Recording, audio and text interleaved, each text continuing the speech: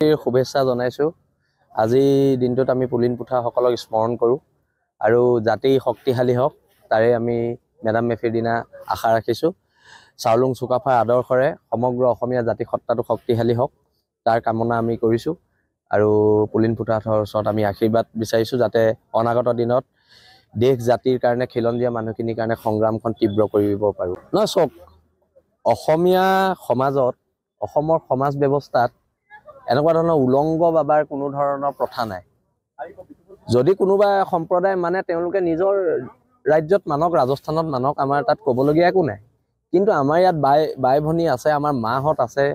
আমাৰ ইয়াত যদি থকা মানুহখিনিৰ, আমাৰ মহিলাখিনিৰ আগেদি এজন উলংগ মানুহ খোজকাঢ়ি ঘূৰি ফুৰে, আমাৰ সমাজ ব্যৱস্থালৈ কি বাৰ্তা যাব? আমাৰ সমাজ ব্যৱস্থালৈ, আমাৰ ভৱিষ্যত প্ৰজন্মলৈ কি বাৰ্তা যাব? আমাৰ 8জনকৈ ল'ৰা কালিৰ পৰা আটক কৰি থৈছে কেৱল মাত্ৰ গণতান্ত্ৰিক প্ৰতিবাদ কৰাৰ বাবে।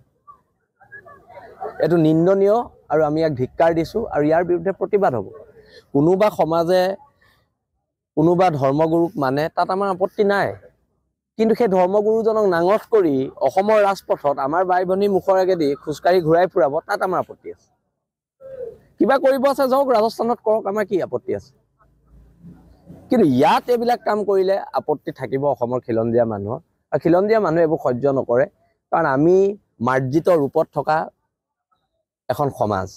আমাৰ সমাজত আমাৰ নাৰীয়ে মেখেলা চাদৰ পিন্ধে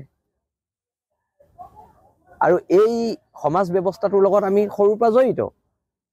কিন্তু এতিয়া যদি কোনোবাই আহি পেলাই নাঙঠ মানুহ এজনক ৰাস্তাত পুলিচৰ চিকিউৰিটি দি যদি ঘূৰাই ফুৰায়, সি কি মানে সূচাইছে?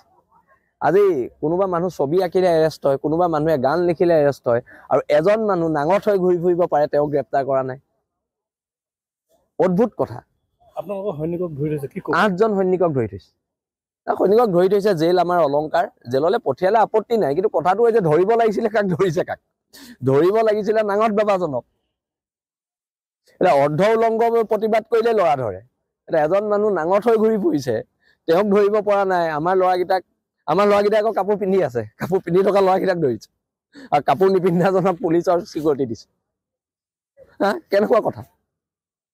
কেনেকুৱা কথা মানে গণতন্ত্ৰত এইবোৰ কেনেকুৱা কথা? ধৰিব লাগিছিলে লেংদা মানুহটোক, ধৰিছে কাপোৰ পিন্ধি থকা মানুহকেইটাক। আজি মেডাম মেফিৰ দিনা এইটো খুব অশুভ বাৰ্তা গৈছে অসমবাসী, খিলঞ্জীয়া মানুহৰ, বিশেষকৈ উজনি অসমৰ মানুহ খুব খঙত আছে এই বিষয়ক লৈ, আৰু এই বিষয়ক চৰকাৰক অতি শীঘ্ৰে এইবিলাক বন্ধ কৰিবলৈ আমি দাবী জনাইছোঁ।